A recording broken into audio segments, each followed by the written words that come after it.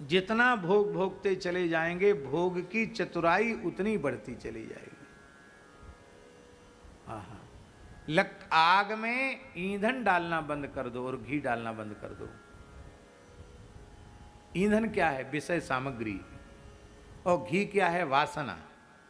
विषय सामग्री और वासना का घी ये डालना बंद कर दो तो चाहे जितनी प्रचंड आग हो वो राख हो जाएगी, भस्म हो जाएगी, आप कामना रहित हो जाएंगे। और हम आपको ऐसे नहीं बोल रहे हैं, महात्माओं ने ऐसा करके दिखाया। कुछ महात्मा प्रसिद्ध हो जाते हैं, कुछ अप्रसिद्ध रहते हैं, पर पूज्य गुरुदेव पहाड़ी बाबा महाराज के जीवन की एक सत्य घटना, ये बात है सन 1932 से पहले की बात। क्योंकि सन 1932 में तो वो खाक चौक के महंत पद पर विराजमान हो गए थे, उसके पहले की बात है। नैमिषारण्य 84 को उसकी परिक्रमा कर रहे थे।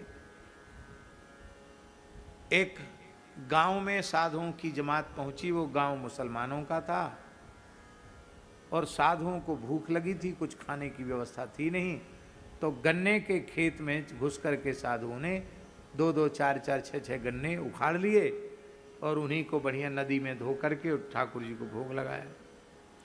और वो तो मुसलमानों का गांव था। वो सब लाठी डंडा लेकर के वो सब आए, पिटाई भी किए, मार भी पड़ी। और इसके बाद पता नहीं उन लोगों ने आग लगा दी कि किसने आग लगा दी, भगवान जाने। बड़ा खून खच्चर हो गया महाराज, कांड हो गया एक प्रकार से वो, और गांव में आग लग गई। हमको ऐसा लगता है कि उन्हें ही आग लगाई। साधु भला क्यों आग लगाएगा गांव में? आग लगाई तो छप्पर, कच्चे घर, ऊपर से छप्पर थे सबके, फूस के छप्पर। आज भी देहातों में कच्चे घर और छप्पर फूस के होते हैं। आग पकड़ ली और भयंकर आग लगी। व्यक्ति कोई नहीं मरा, आग लगाई जाती तो कोई ना कोई मरता, उन्होंने खुद ही आग लगाई थी इसलिए वो तो बच गए। और अब अंग्रेजों की फौज आ गई,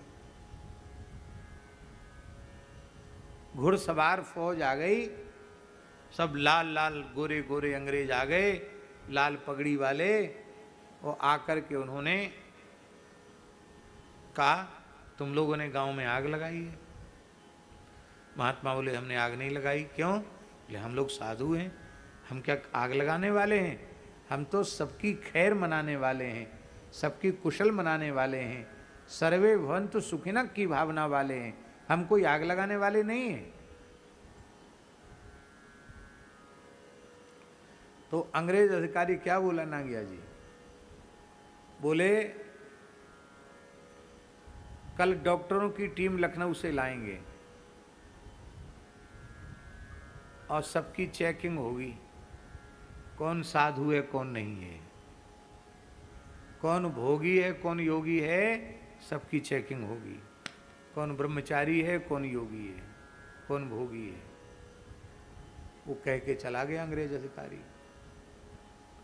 तो बोले आधी रात को ही सब साधु भाग गए। डॉक्टर आएंगे, पता नहीं लंगोटी खुलवाएंगे, क्या करेंगे, क्या चेकिंग करेंगे, उस सब के सब भाग गए। और महाराज जी कहते केवल हम बैठे रह गए। उसमें पूर्ण युवावस्था थी महाराज जी की। और 2 साधु और थे, वो बुढ़े थे बेचारे, भाग नहीं पाए इसलिए वो रह गए। वो ही करने लग गए। और बोले महाराज जी ने कहा तुम रो मत, हम चक बोले पुलिस ले जाएगी पकड़ के। बोले कोई ले जाने वाला नहीं।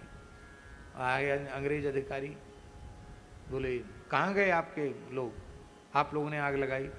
महाराज बोले हम लोग राम राम करने वाले हैं, आग लगाने वाले नहीं हैं। कहीं आग लगी देखें तो बुझाने की बात तो मन में आएगी साधु के, आग लगाने की बात साधु। अच्छा तुम साधु हो तो हमारे साथ डॉक्टरों की टीम आई है, चेकिंग करेंगे। तो महाराज जी कहते कि कॉपीन खोल के हमने फेंक दी और कहा अब चेकिंग कर लो कि हम योगी हैं कि भोगी। कहते किसी ने चेकिंग नहीं किया।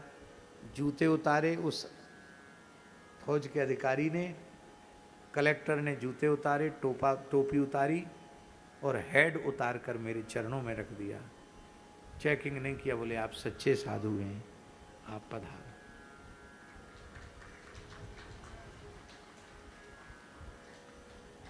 बढ़िया गठा हुआ शरीर, लेकिन यह थी उनकी निर्विकार अवस्था। वो स्वभाव से थोड़े कड़े थे, लेकिन इस प्रकार का समर्थ पुरुष, योगी पुरुष मिलना दुर्लभ नहीं, अति अति दुर्लभ है। वो कहते थे आंख मूंद के फोटो खिंचाना तो कोई भी आंख मूंद के फोटो खिंचा के योगी बन जाए, पर 2 हाथ पैर वाले मनुष्यों में वो कहते थे इस शरीर की कोटि का व्यक्ति साधु खोजने से कठिनाई से मिलेगा। हमने तो इतनी उनकी लीलाएं उनके निकट रहकर देखी कि हम वर्णन नहीं कर सकते। हर व्यक्ति को विश्वास नहीं होगा, ऐसा उनका जीवन था।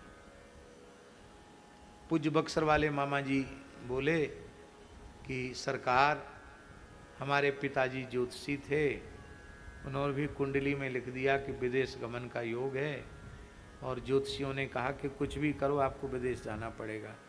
और उस समय पूज्य बक्सर वाले मामा जी को विदेश जाने का बड़ा दबाव पड़ रहा था। हिताश्रम वाले महाराज जी भी दबाव दे रहे थे कि नहीं आप जाइए, आप जाइए। तो उन्होंने अपनी समस्या महाराज जी के सामने रखी, पहाड़ी बाबा के सामने।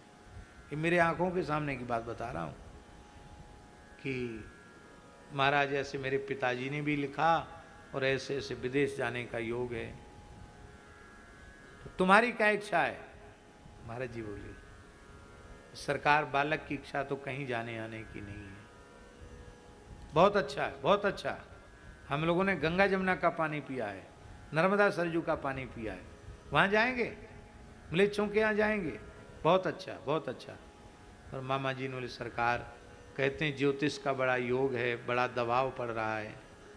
तो महाराज जी को पता नहीं क्या हुआ, बैठे थे, तत्काल अपना दाहिना चरण आगे फैलाया, रगड़ इस पे माथा, विधाता की रेख मिट जाएगी। और मेरी आंखों के सामने की बात है, बक्सर वाले पूज्य मामा जी ने, रामानंद जयंती का अवसर था तो ठंड रहती थी, टोपा वगैरह बांधे हुए थे, महाराज जी को सर्दी का प्रकोप ज़्यादा रहता था। एक क्षण में उतार करके पगड़ी टोपा सब अलग किया और माथा ऐसे ऐसे रगड़ा। जब तिलक विराजमान था माथे पर, एकदम भावपूर्वक माथा रगड़ा। और महाराज जी बस कट गई रेखा, हो गया काम। उसके बाद कहाँ गए?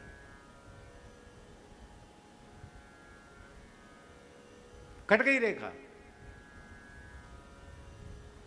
तो ये बात कहने का